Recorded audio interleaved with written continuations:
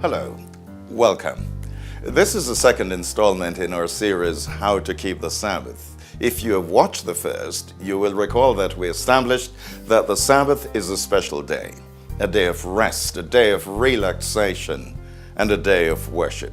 Today, I would like to talk about how Jesus kept the Sabbath. Of course, we don't have a blow-by-blow description in the Bible as to how Jesus kept the Sabbath. What we have are glimpses of some of the things that Jesus did on the Sabbath day. When we read the Gospels carefully, we discover that there were three major things that Jesus did on the Sabbath. First of all, he went to church, as we read in Luke chapter 4.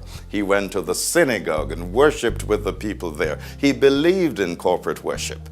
And I think that corporate worship is important for us as well, because we need to come together as a family and approach God as a family. We need to encourage one another, and the Sabbath provides the opportunity for that. Secondly, Jesus did good on the Sabbath. He went about doing good, said the Bible. He gave sight to the blind. He gave hearing to the deaf. He gave strength to the lame. Wouldn't it be good if we took time on the Sabbath day to do good to people around us, to the homeless, to an elderly person who lives alone and who needs some company, to someone who needs a bit of encouragement? Those are some of the things that Jesus did on the Sabbath, and it would be good if we followed his example. And in the third place, Jesus spent time in nature, in the open fields. We find in the Bible that there are times he was in the cornfield on the Sabbath afternoon with his disciples.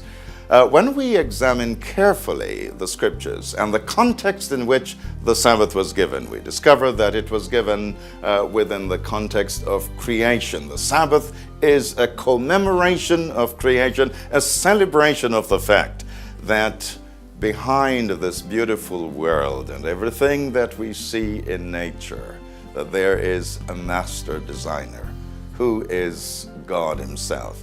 Oh, I love to spend time in the open by a cool stream, walking with my family or friends in the forest. It makes me feel so refreshed and vibrant.